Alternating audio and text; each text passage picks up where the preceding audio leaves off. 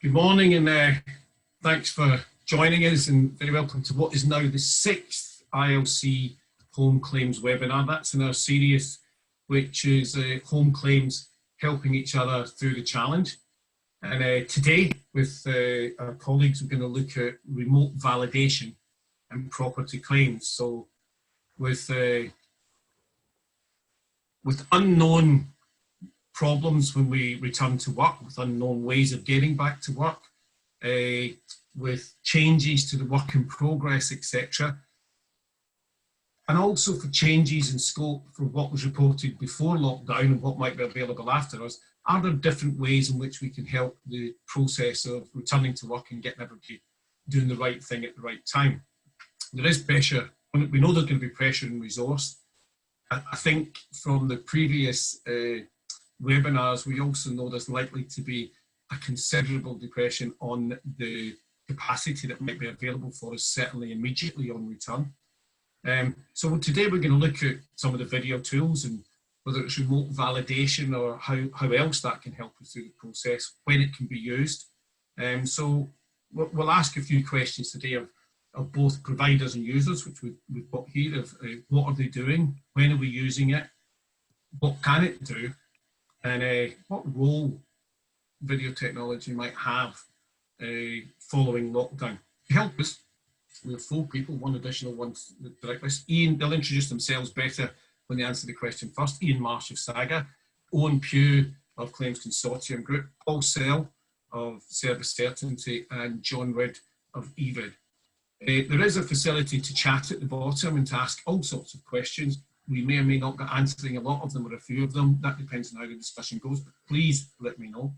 As with everything else, we have an increasing audience again today, and I think that's probably because we're trying to focus discussions on the relevant topics as we look to get the industry back up and running when it's appropriate. So if you get any suggestions for that, any comments or questions for today that you don't want to put on public questions like this, or if you get suggestions for the future, please email me on alan@iloveclaims.com and we will get, I promise I'll get back to you as soon as we can. So let's get through the questions. The guys will give a brief introduction of themselves.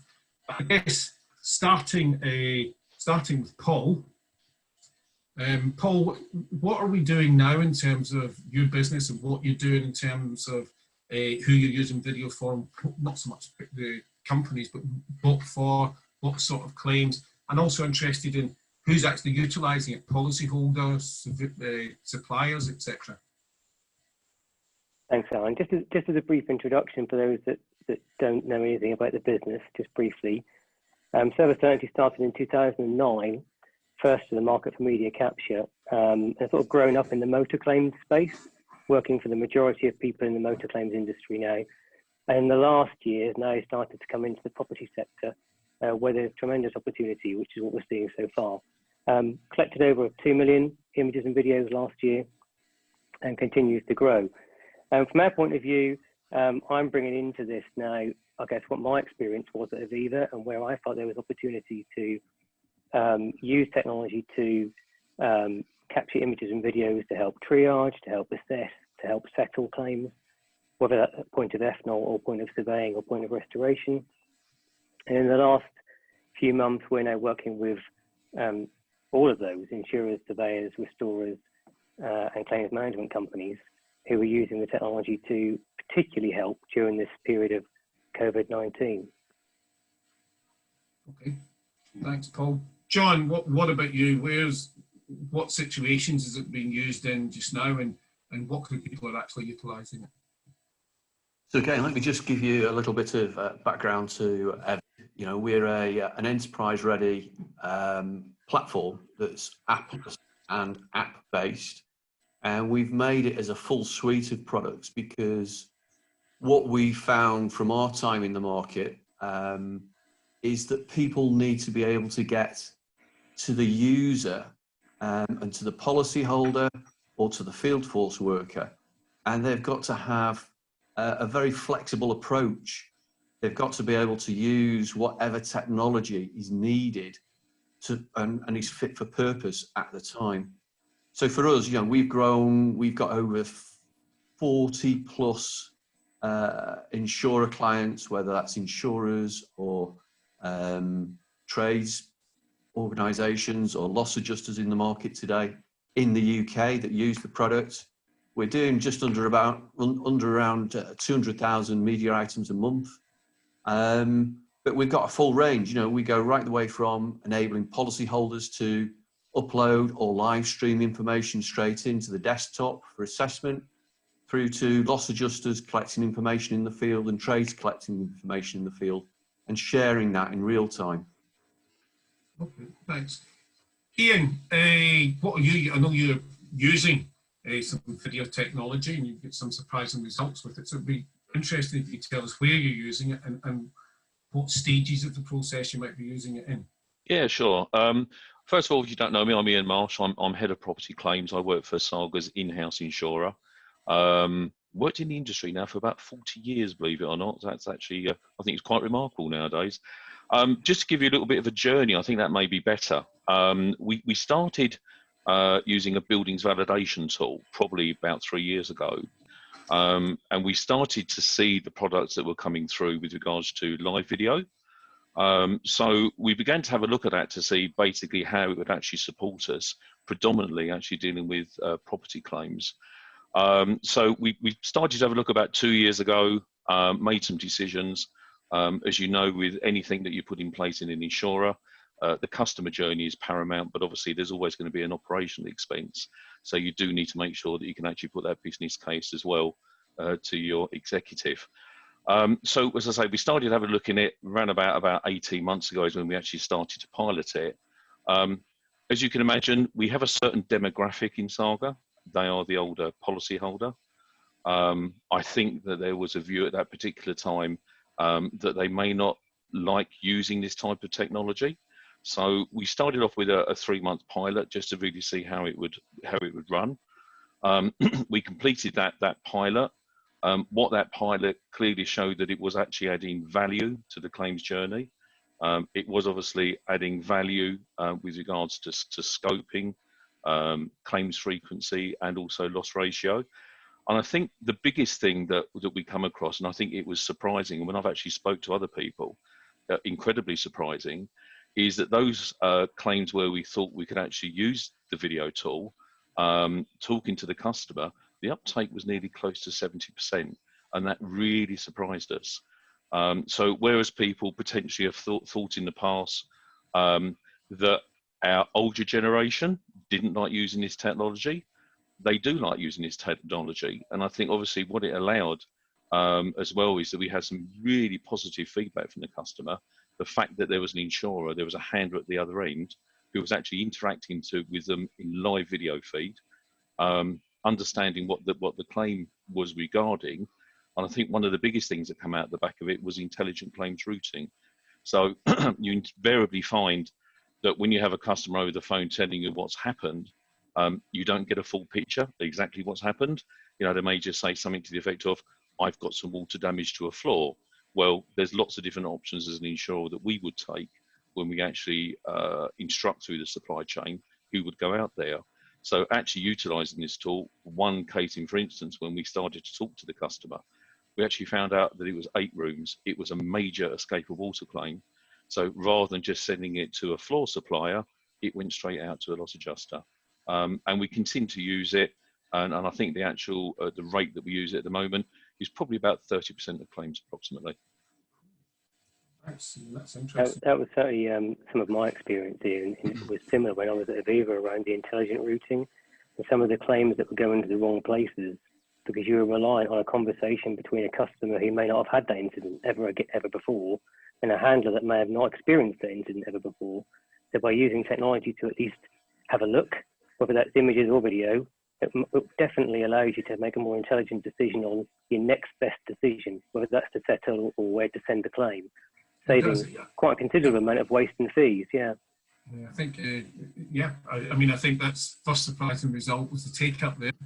And I think that is probably surprising to most people, but nonetheless, it's a fact, it's data that you have available to you. So that's really, really interesting. And thanks. Oh, and where are you using it now, and what potential does it? I mean, we've talked there great about the claim coming in, etc.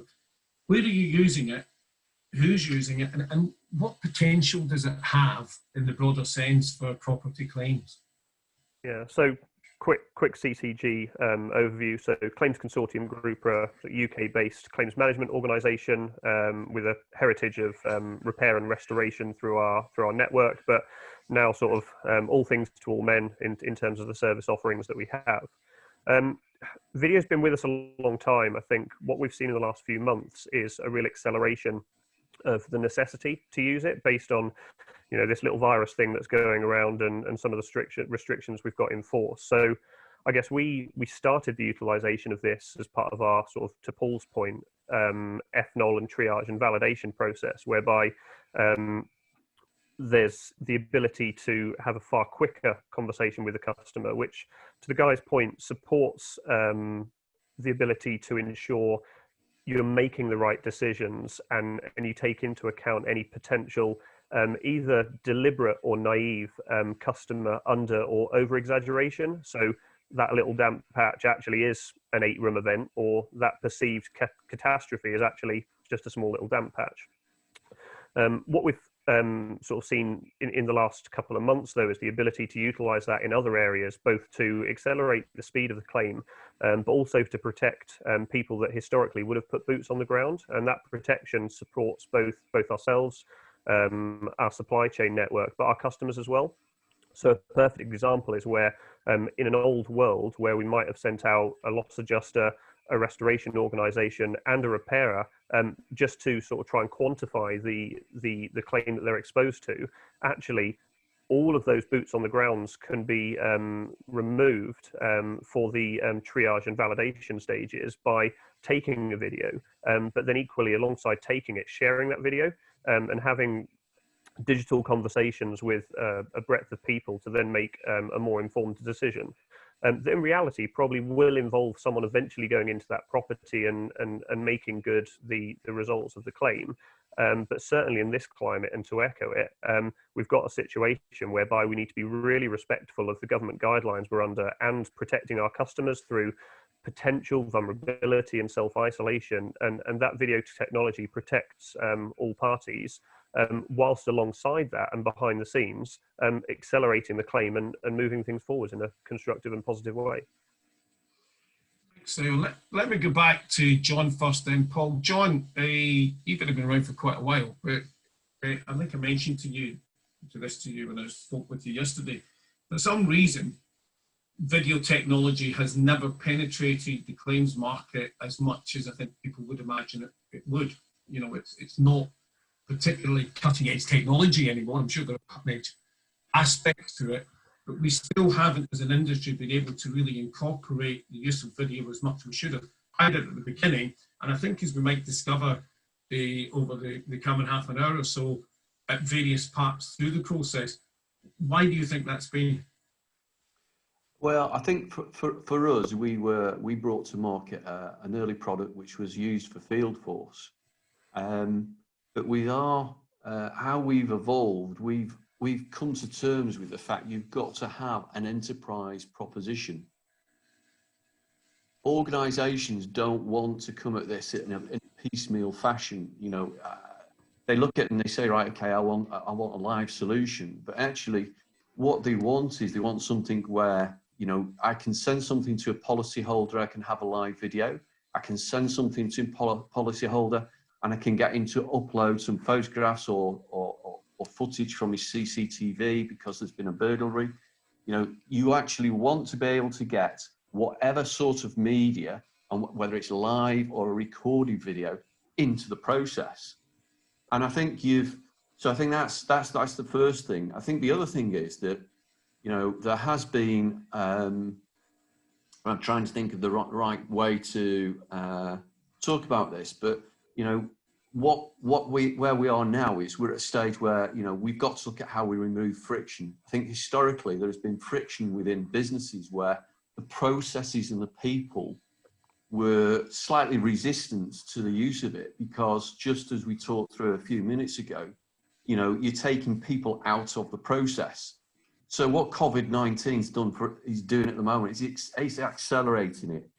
So, you know, I think from where we've been to where we are, we're in a process where, you know, there is a lot of change going to come through, and we're seeing that from a lot of our customers as well. You know, we're seeing some of our loss adjuster clients really embracing change and looking for operational excellence at the moment, and looking to build out. You know, we have several of our clients that all our clients white label our products.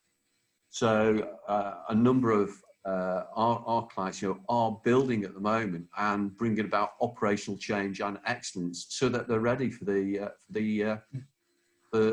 coming out of lockdown. Okay, thanks, John. Paul, your background obviously gives you a fairly unique view in this. I appreciate everything John's saying there, but we're still not seeing evidence of wide use that it has such potential, as we'll go on to discussing coming out of this. Why do you think there's been difficulty in, you know, what is a good product and penetrating the claims process? I wish I knew the answer to that, Alan. In all seriousness, I think John mentioned some of it there. You've got people and processes and long-standing ways of doing things that are sometimes very hard to change. I think that you're right. The current environment has really helped accelerate people's adoption of this, and all the feedback we're getting is that from all of our customers at the moment is that it certainly is something that's making them think about what the process needs to be when they come out of this. So started to see the benefit of, as you say, simply sending a link to a customer and collecting images or CCTV or video, and then taking a more informed choice on what to do next. That is really, really powerful.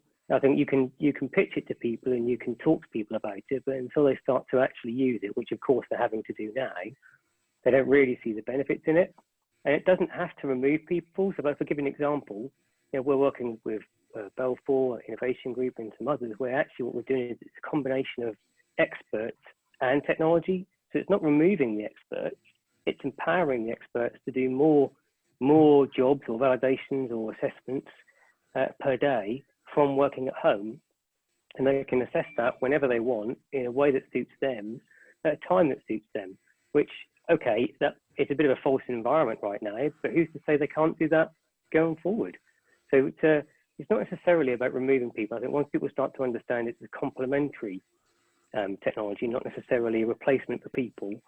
But then in addition to the technology, we've got lots of people in the field ourselves. There are 4,500 people in the field ourselves who are there to go and collect media as professional photographers. Now that can be helpful, again, as field teams are disrupted or interrupted in the current COVID environment, and becomes a variable cost base rather than a fixed cost base. So there's lots of solutions here that I think people are starting to try and starting to get a bit more comfortable with, whether that's live video, as Ian's mentioned, or whether that's static images and video for remote assessment.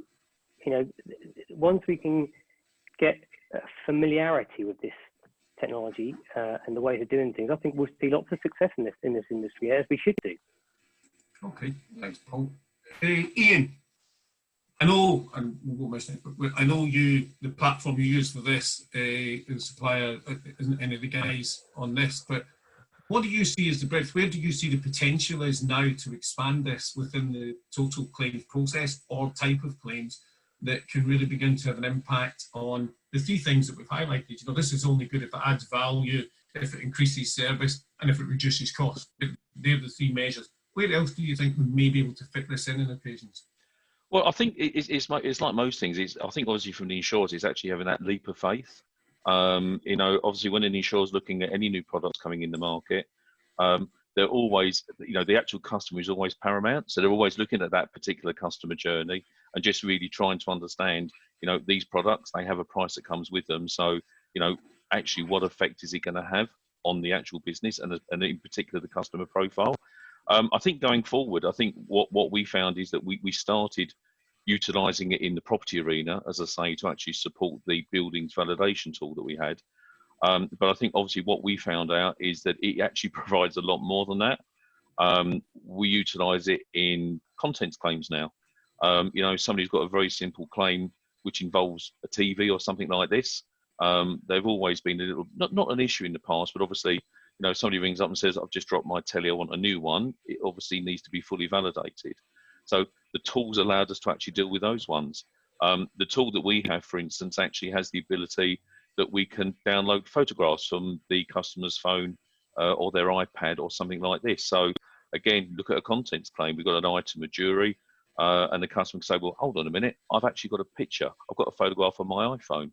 So we get that permission, we go in there, they find the photograph, and we upload it. So actually, we've actually seen quite a lot of other applications that we can use it for. And all of those, I can confirm, you know, have really been accepted by our customer. They love the fact that we can actually interact with them, not just on property claims, but on home claims as well. We utilize it with things like SIU as well. So if somebody's got some paint damage to a carpet, let's have a look at it. Let's obviously see what it's like. Let's understand obviously the circumstances and validate it through. So I think your initial question, I think with insurers, it is really taking that, you know, having that leap of faith. At the moment, I think it, like other people have alluded to, it supports our claims process. But what would that conversation look like 5 years ago? And what will that conversation look like in 5 years' time? And I think basically, you know, automation of claims, utilizing the actual video technology. You know, 5G is more apparent. We've got high-speed internet going into people's properties. All of these things actually help utilizing the video tools. So I think actually going forward, and especially in the next 5 years, I think we could really impact the way we actually handle claims and that interaction that we have with a customer, which is visual, which always helps, just rather than being a telephone call. Thanks, Ian. Oh, and I'm going to go on to the next part of this then, looking at how do we think we can really utilise this? You guys get claims in, you deal with them in all sorts of ways, and one of the ways you deal with them is to fulfil them in various aspects. So as a supplier, where can this video technology really add value? We've heard a lot at the beginning of the process, but surely there's a lot of usage as we go through the process when things change. Yeah, I think, Alan, one of the really key points to your question is around the added value piece. I think it's irrelevant to utilize this just because it's shiny, but the importance of adding value either from a financial perspective, a technical one, or a customer one means it's worthwhile. And for us, when we refer to video technology, it doesn't necessarily mean that has to be technology that's driven by an application that brings some of the additional benefits that we get through some of the bespoke technology out there, so that we can measure and so we can geo-stamp and so that we can zoom in and transpose information. That could just be a video call with a customer through a Teams or through a WhatsApp or through a FaceTime solution. In terms of the various touch points you get, I guess if we go to Ian's point about what things used to look like 5 years ago, what things used to look like 5 years ago is everything was done via email, via phone, and via letter. When a customer provides you with some sort of imagery, in reality, digital technology allows you to do that through video. And via doing that with video, it means that you could, in best case examples, do that real time. So all of the various customer touch points, be it FNOL, be it at triage or validation, or be it through supply chain, all of those things in reality have the opportunity of being digitalized through video. So a perfect example away from the initial customer to claims consortium validation piece can actually be replaced by an example of us having conversations with a repairer, or a repairer having a conversation with someone else technical within our business. So have a think about a variation order, whereby we need to have a conversation to make changes to the quantum and the spend on a claim. 5 years ago, that would be the repairer being on site, having to go back home that night, send in a report to us, wait for that to be received as a piece of post, a decision to be made, and then some post flying off again. In reality, that can be a real-time video call with the repairer reporting into their claims handling colleague within our organization, saying that the circumstances of the claim have changed. I've now got another £200 worth of spend that I need to make. Here's the real-time video. Here's what I'm looking at. Can you make a decision there and then? In reality, the builder can be down to the merchants within a couple of hours and progressing their claim. The ability to accelerate the life cycle is powerful and is real. I think another point I just want to echo is around Ian's point on taking that leap of faith, I think what we've seen historically is that insurers have naturally been nervous about this, and because of COVID-19, everyone's had their arm twisted. We have no choice other than to embrace this, and that message is from our perspective, but equally that of the customers. If you can't get into the home, you're either going to sit on a claim and not deliver a service that's needed, with a risk of financial detriment to the claim when we come out of this challenge, or you're going to embrace video technology and get on with it. And I think from our insurers and our clients, alongside the customers, that's where we are. I echo Ian's reference around the take-up rates, and we are seeing 40 to 50% of our claims right now involving some form of video technology, not just at validation, but throughout the life cycle, because of the situation we're in. Right, so it's interesting to hear that from the bit of a supplier's view. Paul, back to you. I'm going to ask this in two parts, if it's all right, but it's the same question, I think. I've had somebody in the question side asking as an anonymous attendee, do we need specialist third-party companies to provide video technology, or can we just use some easily accessible technology, get electric Google, etc.? I do understand that some builders and one insurer are actually using WhatsApp Live to do it, and it's proven very, very efficient. That's not my judgment on it, but it's the story that I've heard this morning from some pretty reliable sources. So, you know, do we need the specialist stuff all the time, or can we use some of the easily available technology that we've all got on our phones? Well, I think there's a few things there. Yes, of course, there are other ways in which you can capture media, let's call it media rather than necessarily video, because it could be images or video. But I think with things like that, you need to look at a few things. One, the security. I know one large insurer that's stopped their handlers from using WhatsApp for fear of security. So I think I would just suggest looking at that.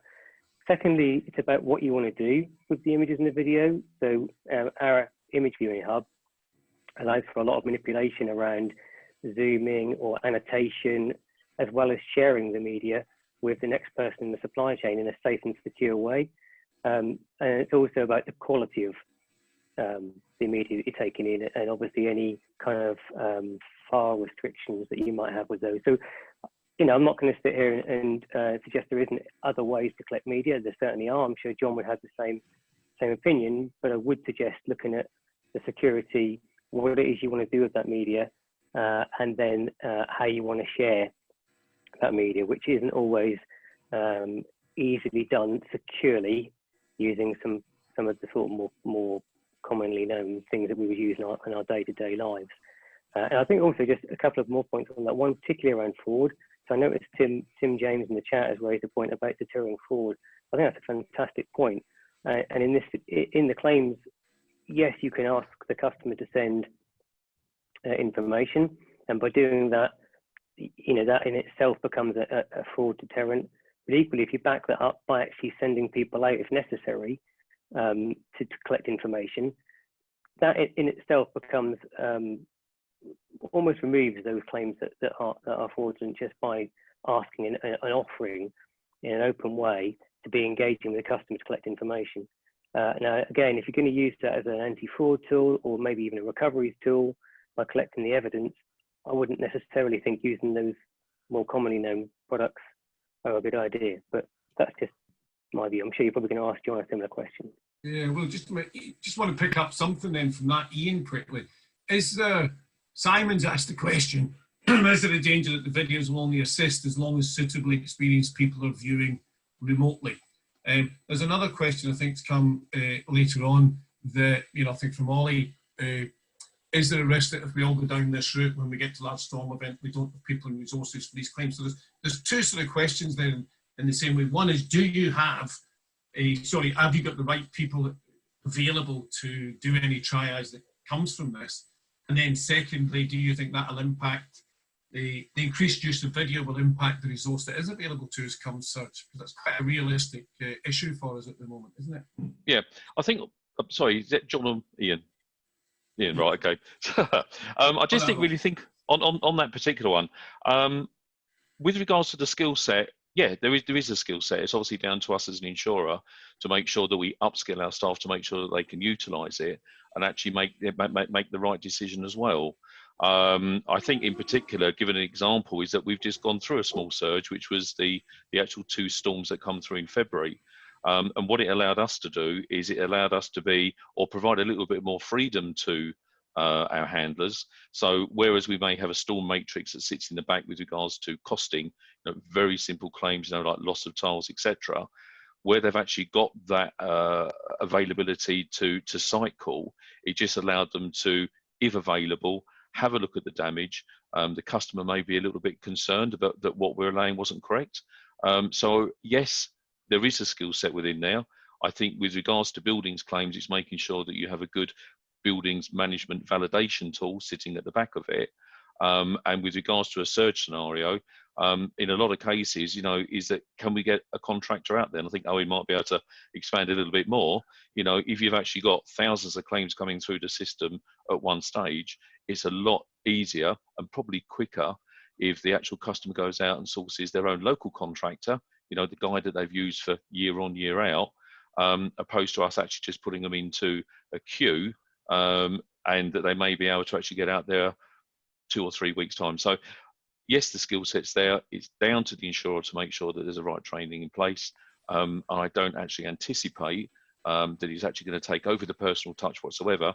If anything, it supports the personal touch because you've got a handler internally who's actually talking to the customer. John, another quick questions just to come up. I'll try and read this properly. It's from another anonymous attendee. Video will become ubiquitous. WhatsApp deal with Twilio and an integrated bot solution has an audience of 1.5 billion people. The advent of 5G and easy API renders challenges for any specialist media business. Comes and seeks challenge to cost to insurers for live streaming. What's your view on that one? Well, I'm going to pick up what Paul said before, because I think there's a couple of points to pick up through the conversation that we've been having. Firstly, on that particular issue, I think WhatsApp is a great start point. We've seen people use something like WhatsApp as a start point to say, let's start off with something that gets us to see what's available, gets something into the process. However, it won't meet the security standards. It won't meet the GDPR that's needed. If you're recording this information, how's it being recorded? Where's it being recorded? How's it being stored? We know that people need data sovereignty. That means it's got to be stored in the UK. Where's WhatsApp being stored? You've got loads and loads of fundamental issues that people aren't addressing there, because what they're thinking about is just how they embrace that simple piece of, Me Too technology with WhatsApp. It's far deeper rooted than that. So, John, just as a minute then, are you saying that insurers who are currently using WhatsApp are breaking the rules? I don't know. I wouldn't like to say that. I know what our insurer clients are asking of us. Our insurer clients are saying that we need something that's joined up, versatile, and intuitive technology, and we have data sovereignty. So we've expanded out. We've expanded out into Europe and the US, and every place we go, data sovereignty is key. It has to be held in territory. You can't, so that's just one point of it. The other point of it as well is, and I think this will become another point as well, which is is it certified information or is it circumstantial information? At the moment, everybody sort of thinks that, what they're seeing is real. And we already know that deep fakes coming around the corner. So evidencing is going to be really important, and certification is really important. That's why we've patented our methodology to verify it. Oh, these are the things that people can't do. And I think the other point, Alan, that we were talking about before in terms of the user experience is both for the field, is getting things integrated so it becomes integrated into your existing claim systems. So people have used video as a standalone, and their experience is going to be, how do I get it joined up? And then how do I take it right the way through the enterprise? And that's what we've got today. So we've got people in motor claims, liability claims, agricultural claims, marine claims. Okay. I Thanks. think, sorry, one of the Certainly. points there, Alan, that John made on storage is a really important one, because you can collect the media, obviously, in different ways. And I think everything John just said there around security is right. But the storage is a really important piece. We take liability and dash cam and CCTV video examples. Sometimes you may need to come back to that 1 year, 2 year, 3 year, 4 years later. And obviously, we'll store things in the cloud for as long as clients need to, as I'm sure others might. But if you're using something like a WhatsApp, yes, you get to see something now, but you may not get to see it again in a year, 2 years, 3 years, 4 years time in a safe and secure way.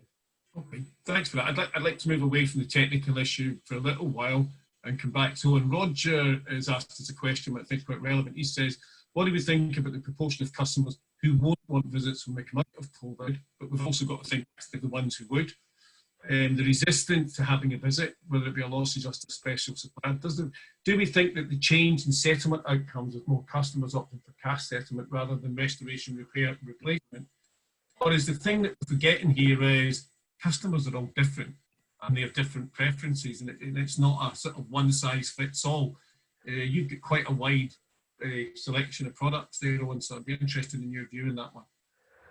Yeah, I think in reality, both during and post-COVID, all of those settlement offers were, or at least should be, available to the customer anyway. I think customers' behaviour will change, and there'll be nervousness, and there is nervousness now around having other people in their property, and I'm sure, Alan, that will continue for quite a long time, regardless of what our government does in terms of lockdown rules and isolation and those sort of things, because if you're of a certain age or if you've got certain health conditions, then you will naturally want to protect yourself and or your family in these times. I think contrary to that, however, if the customer needs some form of repair type resolution, whether or not we do it as a claims management organisation or they get someone else to do it, someone else is still going to be in their property. I think a cash settlement outcome right now isn't actually going to resolve the predicament that the customer's in most circumstances. I think if we look at the data we have now, and something we're working really hard on is to make sure that we capture a lot of data within this piece. One, because it helps us understand what our profile looks like, and two, because our insurers are really keen to understand what their book of business looks like at the moment and how their customers are behaving, and to help us and for us to help them make decisions. Customers are putting them and their family first. So what we're seeing is a customer-driven slowdown in works because it's not classed as urgent as far as we or they are concerned, and the family and the kids come before the damp patch. I think what will happen post lockdown is that there will be a mini surge, and it's something that we're working really hard on to understand how we manage that from a field resource perspective and from a merchants and parts and availability perspective. My view on what will happen when we come out of this is the customers will want repairs, and repairs are still happening now. Let's be really clear, not to the extent of maybe eight weeks ago when there weren't those rules, but if we can comply with government legislation around self-distancing and isolation, and if we think we can go into a property protecting both ourselves, our network, and our customers, providing all three parties are supportive of that approach, then we will continue, because if we don't, there'll be potentially further customer detriment and or further detriment to the claim. Okay, thanks, Owen. Back to you, Ian. We talked about the customer. We're quite right to get customers in situations, and people will want different solutions. But you're also a customer here, both to people like Owen, who are providing the breadth of a service, and to people like John and Paul, who are providing a specific service. What are you looking for from video technology as a customer to enable you to move forward? And again, stating that you don't use the individual that are on here today. Yeah, sure. I think one of the major things is here, and firstly, just to support Paul and John, information security is paramount when we're utilising any tool where we're actually capturing information, and not only basically how we're capturing it, but obviously how we use it and how long do we keep it for as well. So it's absolutely paramount. So I'd actually support both of those with regards into using a product that's actually tried and tested. That's the first thing. I think going forward, it is really quite a difficult one. I think I just really refer to what I said earlier, is, what happened 5 years ago. Noreen obviously said it was very sort of a manual task. And I think going forward with the video tool, we have got better technology. We've got 5G coming in. We've obviously got better bandwidth coming on with super high speed, etc. So what are we looking for? I do honestly believe in the next 5 years that it will grow.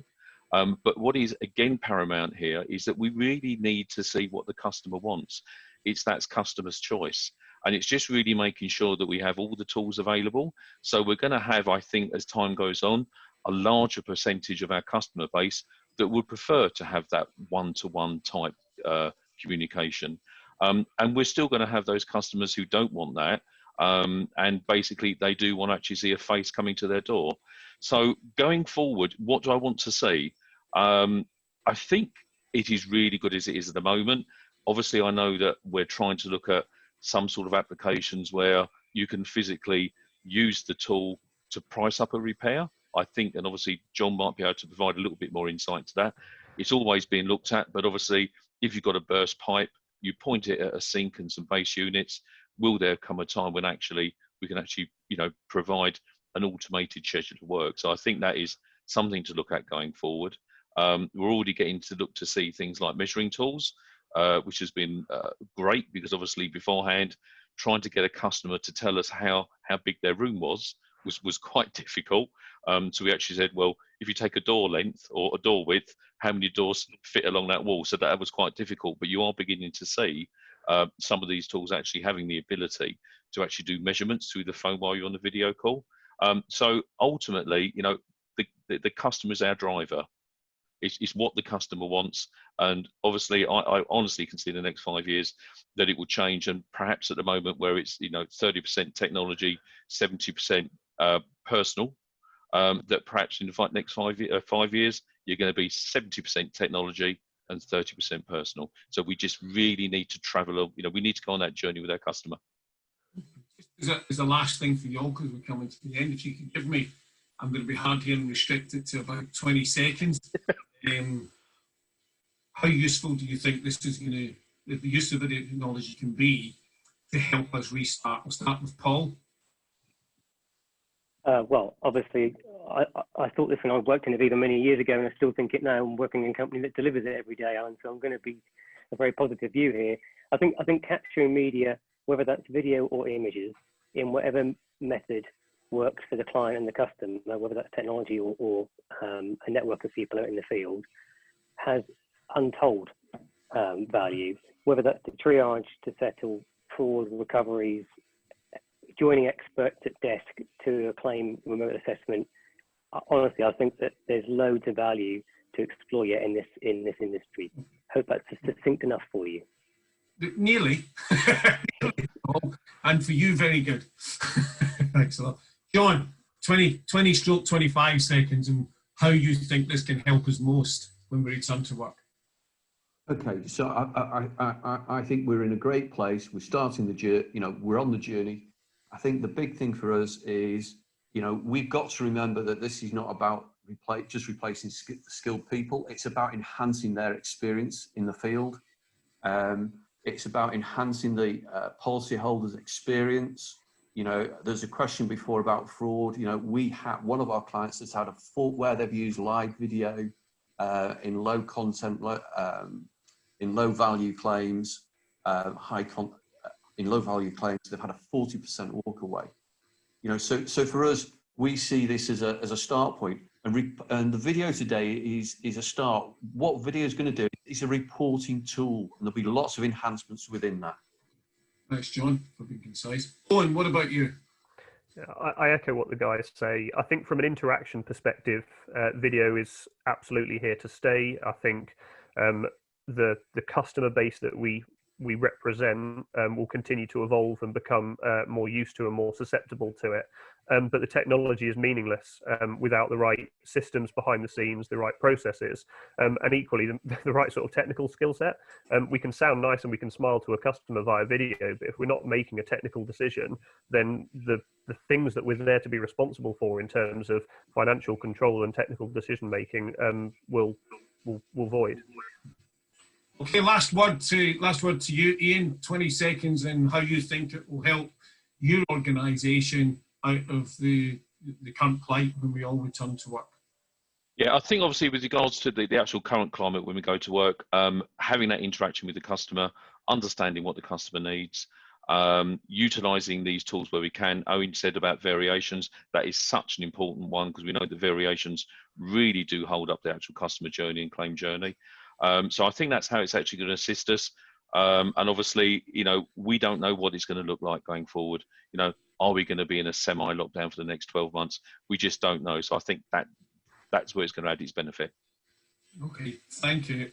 Just want to say, first of all, to all four of you, a big thank you. That's quite a wide range subject to visit in a relatively short space of time, but it is relevant to how we can move forward and perhaps help us all when we have to recover from the current lockdown. And it's going to be very, very important.